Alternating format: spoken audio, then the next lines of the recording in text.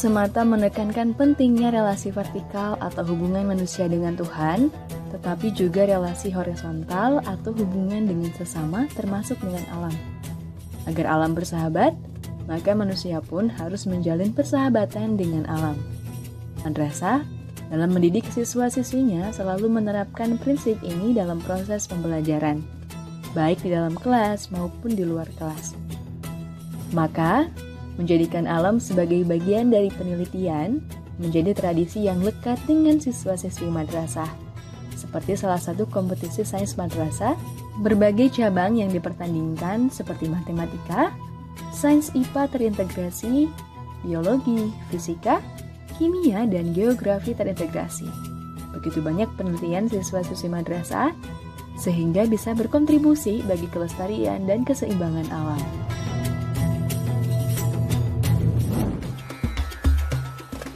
Assalamualaikum warahmatullahi wabarakatuh. Alhamdulillah wa syukurillah, saya Hamdan Al-Kafi kembali bisa menemani dan menjumpai Anda, adik-adik pemirsa di rumah, dalam program yang insya Allah selalu memberikan manfaat dan maslahat untuk kita semua, yakni Syiar Madrasah Ramadan. Sebuah program edukatif yang insya Allah selalu bermanfaat untuk siswa-siswi di rumah dan madrasah seluruh Indonesia, dan dengan berisikan materi pembahasan mengenai baca tulis dan kandungan ayat suci Al-Quran, sejarah Islam atau Tarikhul Islam di Nusantara, pendidikan akhlak, dan juga sains. Dan adik-adik pemirsa di rumah, rahimakumullah, sore hari ini kita akan membahas mengenai prinsip hubungan manusia dengan alam. Nah, mengapa ini menjadi hal yang penting? Manusia dan alam memiliki kesamaan, yakni merupakan ciptaan Allah Subhanahu wa Ta'ala. Sebagai makhluk ciptaan Allah, kita sudah seharusnya manusia ini dapat menjaga hubungan harmonis dengan alam ini.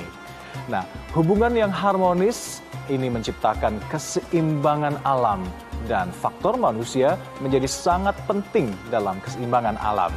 Apa saja ya kira-kira faktor yang menjadikan manusia sangat penting dalam keseimbangan alam ini? Ingin mendengar bagaimana penjelasannya lebih lengkap? Sabar dulu ya adik-adik pemirsa di rumah. Sebelumnya kita akan berkenalan terlebih dahulu dengan pengajar kita hari ini yang merupakan salah satu pengajar di Universitas Islam Negeri Sunan Ampel, Surabaya, Jawa Timur, yakni Bapak Ahmad Zainul Hamdi. Ini dia profil beliau.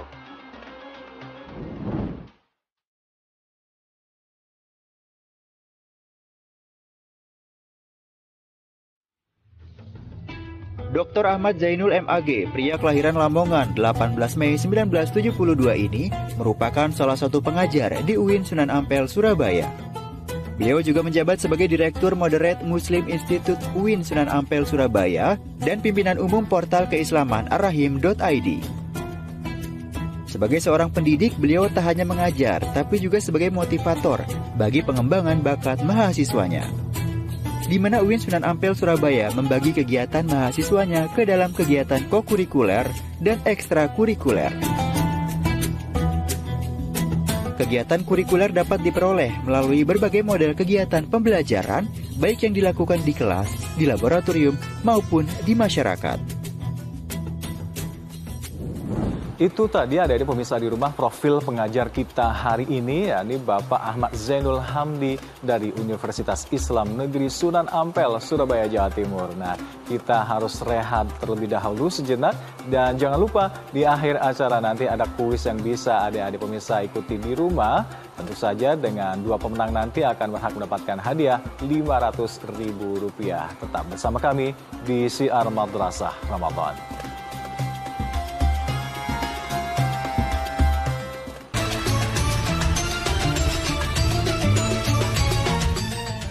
Didukung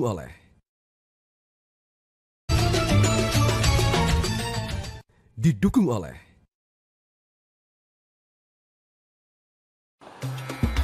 Syukron katsiran, terima kasih masih setia bersama kami di Syiar Madrasah Ramadan. Pasti ada pemirsa di rumah sudah tidak sabar untuk mendengarkan materi pembahasan hari ini mengenai prinsip-prinsip hubungan manusia dengan alam ini. Langsung saja kita simak pembahasan selengkapnya yang akan dibawakan oleh Bapak Ahmad Zainul Hamdi. Silakan tafadhol.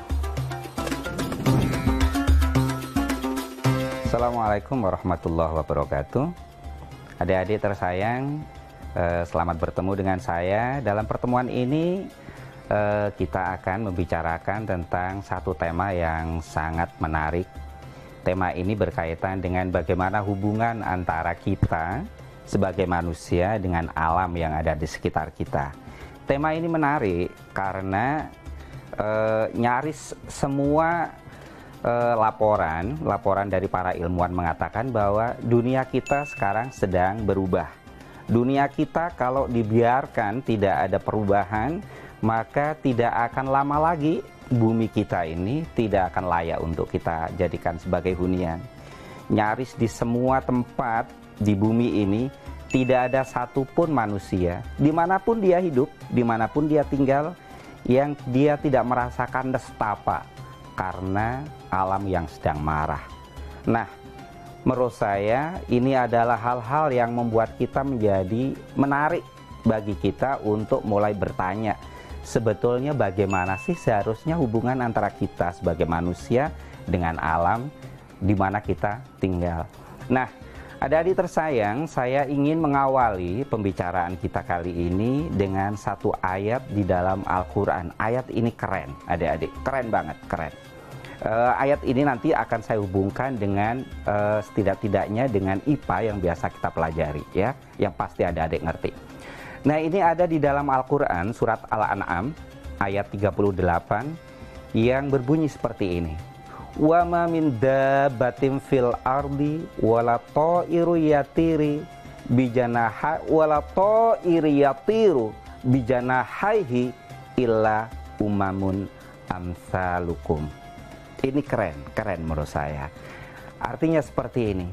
Tidak ada satupun hewan yang merayap di atas bumi, dan juga tidak ada satupun burung yang terbang di angkasa kecuali mereka itu adalah umat seperti engkau juga. Nah, apa sih maksudnya ayat ini? Jadi begini, jadi kita ini sebagai manusia dalam konteks hubungan dengan makhluk-makhluk lain sebetulnya adalah membentuk apa yang kita sebut sebagai ekosistem alam.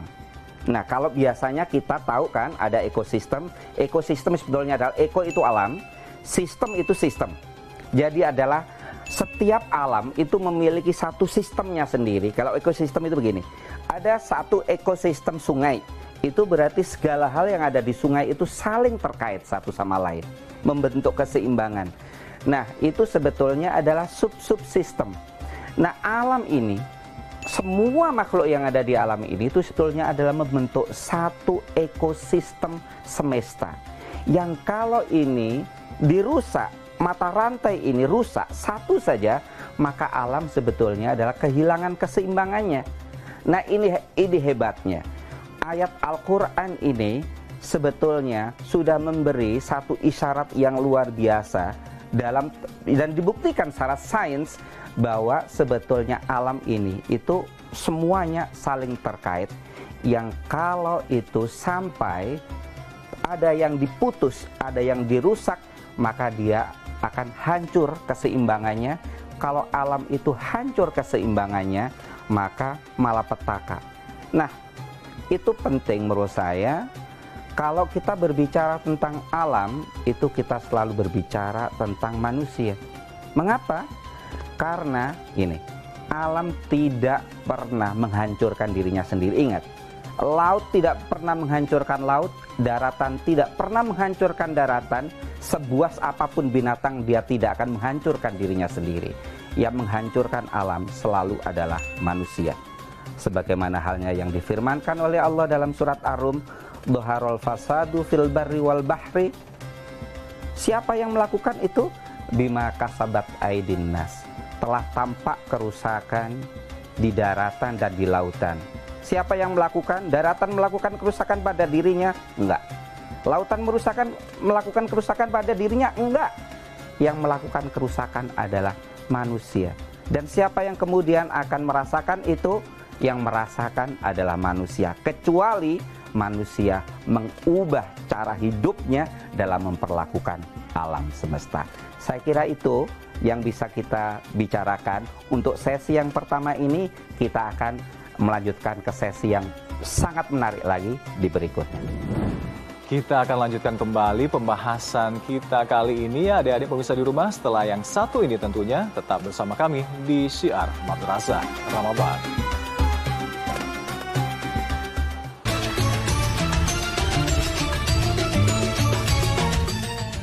Didukung oleh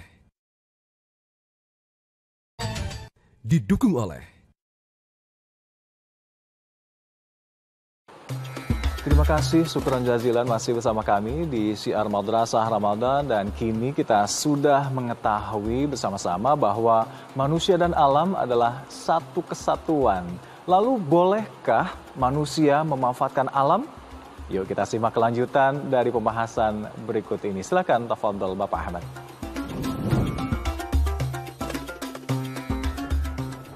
Baik adik-adik tersayang, kita jumpa kembali. Kita melanjutkan apa yang sudah kita bicarakan sebelumnya. Sebelumnya kita sudah membicarakan bahwa begitulah seharusnya hubungan antara manusia dengan alam. Bahwa manusia itu adalah menjadi bagian dari ekosistem semesta.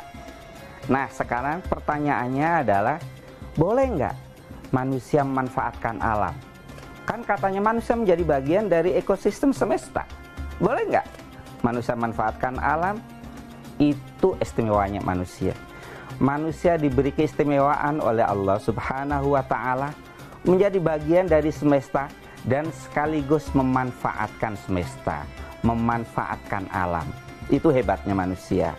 Nah, saya ingin menyitir satu ayat di dalam surah Al-Hud di mana Allah berfirman seperti ini. Huwa ansha'akum minal ardi wasta'amarakum fiha, al-ayah, yang artinya seperti ini. Dia, Allah, telah menciptakan kamu dari bumi. Jadi kita ini, asal kita saja itu udah menunjukkan bahwa kita bagian dari bumi. Nah kemudian Allah menjadikan kita sebagai makhluk bumi yang tugasnya adalah untuk memakmurkannya. Nggak ada yang lain-lain yang diberi tugas itu kecuali kita. Nah, saya ingin menggarisbawahi seperti ini. Kalau kita diperbolehkan Allah untuk memanfaatkan alam, kita diperbolehkan bahkan disuruh oleh Allah memanfaatkan semesta ini untuk apa? Untuk kemakmuran, bukan untuk memuasi kerakusan. Ada loh bedanya antara kemakmuran dengan kerakusan. Kalau kita manfaatkan alam untuk kemakmuran, itu berarti kita akan mempertimbangkan tentang keberlangsungan sumber daya. Kita tidak akan merusaknya. Kita akan manfaatkan alam tidak semata-mata untuk memenuhi hasrat kita, sekedar melampiaskan nafsu kita terhadap alam. Tapi kita manfaatkan alam untuk kemakmuran. Untuk kemakmuran siapa? Kemakmuran bersama. Nggak hanya kemakmuran manusia, tapi juga kemakmuran alam. Nanti saya tunjukkan apa yang disebut dengan kemakmuran alam. Itu adalah ketika alam mendapatkan hak-haknya. Tapi kalau kita manfaatkan alam, itu dalam rangka untuk memuasi kerakusan kita, maka sebetulnya kata yang tepat di situ bukan manfaatkan, tapi merusaknya. Karena kalau orang siapapun itu yang manfaatkan alam, tapi sebetulnya untuk memuasi kerakusannya, pasti dia tidak akan mempertimbangkan tentang keberlanjutan sumber daya itu. Sehingga apapun sumber daya itu, sekalipun sumber daya itu pada awalnya adalah sumber daya yang bisa diperbarui, karena kerakusan kita, sumber daya itu menjadi sumber daya yang tak bisa diperbarui lagi. Nah, saya ingin menutup pertemuan kita ini dengan satu hadis yang, ini hadis ini keren abis, keren. Saya ingin lafalkan hadis ini. Hadis ini diriwayatkan oleh Imam Nasai dan Imam Hakim. Saya lafalkan seperti ini ya. ma min insanin yaqtulu usfuran fama fawqaha bighairi haqqin illa sa'alahu Allahu azza wa jalla anha. Ini keren. Qila ya Rasulullah. Ini sahabat bertanya, ya Rasulullah, wa ma haqqaha? Qala yadbahuha fayakuluha wa la yaqta'u ra'saha wa yarmi biha. Jadi ini diriwayatkan suatu saat Nabi bersabda begini, tidak ada satupun manusia yang membunuh burung pipit. Kecil kan burung pipit? Burung pipit apaan sih? Burung pipit kecil. Tapi membunuh itu bighairi haqqin, tidak dengan hak. Kecuali Allah akan memintai pertanggungjawaban mengapa manusia itu sampai membunuh burung sekecil itu. Heran kan? Sahabat pada heran. Ya Rasulullah, apa sih haknya burung pipit itu? Dia punya hak nggak sih? Rasulullah menjawab, haknya burung pipit itu, saya kasih tahu, adalah engkau menyembelihnya untuk kau makan, bukan kau potong kepalanya dan kemudian kamu membuangnya. Ini adalah perbedaan bagaimana kita memanfaatkan alam, dan yang kedua adalah merusaknya. Memanfaatkan alam adalah memanfaatkan untuk kebutuhan kita, kemakmuran kita, dan memperhatikan hak alam, sementara yang kedua adalah merusaknya. Saya kira seperti itu aja. Saya akhiri, semoga kita bertemu kembali. Wallahul muwaffiq ila aqwamit thoriq. Assalamualaikum warahmatullahi wabarakatuh. Nah, jadi adik-adik di rumah, kita manusia ini boleh memanfaatkan alam untuk kemakmuran dan untuk sesuatu yang baik tentunya. Bukan hanya semata untuk memuaskan keserakahan kita secara membabi buta tanpa mempertimbangkan keseimbangan alam tentunya. Nah, baiklah, kita akan segera menuju kuis yang sudah ditunggu-tunggu oleh adik-adik pemirsa di rumah pastinya. Pertanyaan kuis hari ini adalah suatu tatanan kesatuan secara utuh dan menyeluruh antara segenap unsur lingkungan hidup yang saling mempengaruhi disebut A. Ekologi, B. Ekosistem, atau C. Mikroorganisme. Nah, pertanyaan yang kedua, manusia diberi hak istimewa oleh Allah Subhanahu wa Ta'ala untuk memanfaatkan alam ini sebagaimana yang dijelaskan dalam Al-Quran surah A. Al-Hud ayat 61, B. Ar-Rum ayat 41, atau C. Al-An'am ayat 38. Nah, jawaban adik-adik di rumah bisa langsung ditulis di kolom komentar dari postingan banner tema hari ini yang diunggah di akun Instagram @metrotv. Namun jangan lupa untuk terlebih dahulu memfollow akun Instagram @metrotv. Nah, kita tunggu jawaban adik-adik pemirsa di rumah hingga pukul 21 waktu Indonesia Barat malam ini. Dan dua pemenang yang jawabannya benar akan mendapatkan hadiah masing-masing Rp500.000. Nah, untuk adik-adik yang sudah berpartisipasi dalam kuis sebelumnya atau di episode sebelumnya, ini dia jawabannya yang benar kita umumkan hari ini. Dan inilah nama-nama dua pemenangnya yang beruntung.